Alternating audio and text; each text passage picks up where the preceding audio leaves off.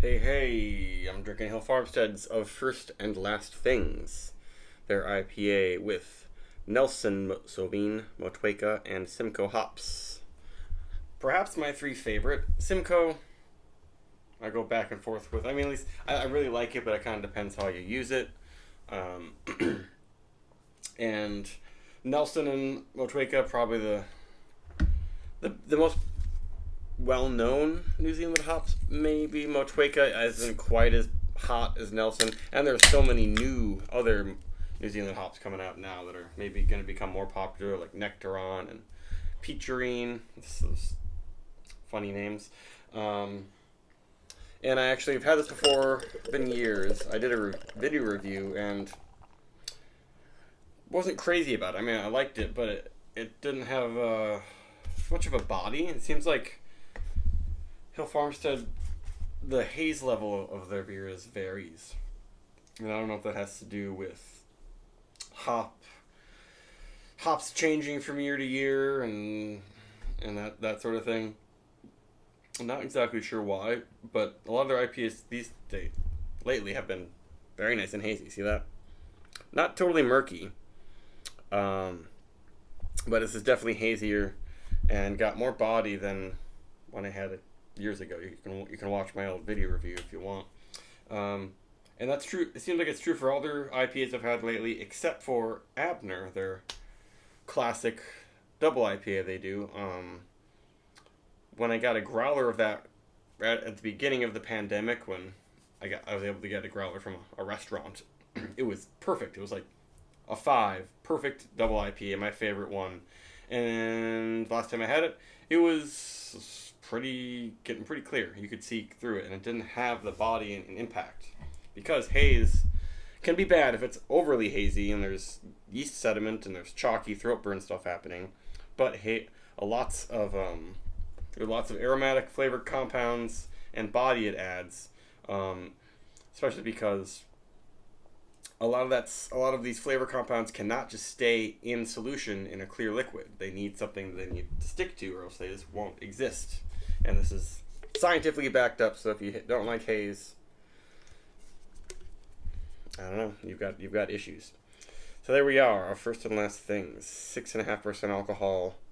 This is canned April 30th, 2024. So it's a little over 3 weeks in the can, and I'm getting big aromas already. The Motueka is really explosive on this. Big lemon lime. It has that spicy Nelson thing. And the Simcoe is carrying that American slight piney, grapey flag. It just really big aroma. Really beautiful looking head. It's thick and dense and rocky. And nice glowing pale gold color. And of course it has that Hill Farmstead minerally kind of really big fresh barley sort of thing. It's just kind of a house character. It smells fantastic. Really complex. And a cool hop combo. I feel like I haven't seen these three hops featured together before.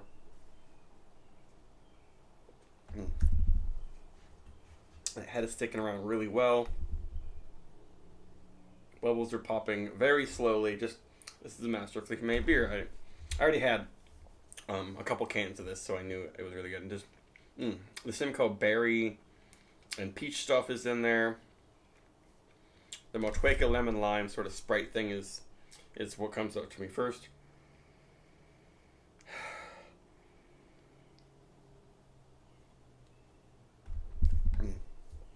A good amount of body for 6.5. It's pretty soft, but it's got a drying, brisk feel. It's not velvety and tongue-coatingly sweet or anything like that. It's a little bit sweet, but it's a bit more dry and refreshing than you might think for all the the body and haze and fruitiness. It's just so fruity, so complex, so many different bright, fresh, fruity flavors.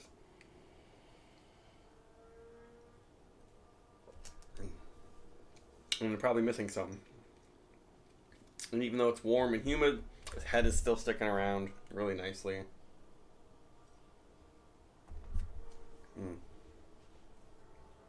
A perfect late spring IPA.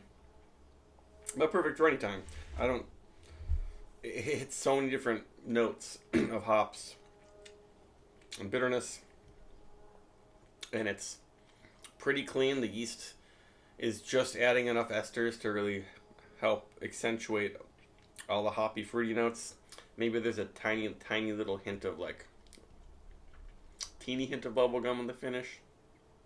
A little bit of that of a candy ester thing, but that's not the main flavor. And this is almost a month old, and it's very bright and fresh, and just in fantastic shape.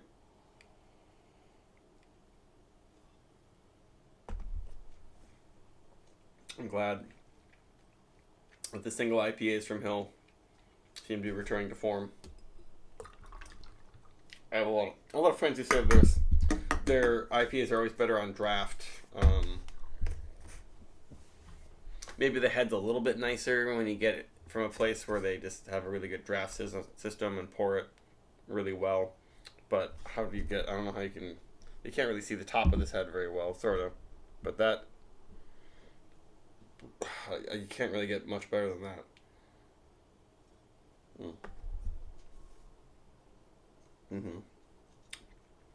Very good. It's close to I'll do a 4.7 for this one. This is up there to A+ territory. Bye.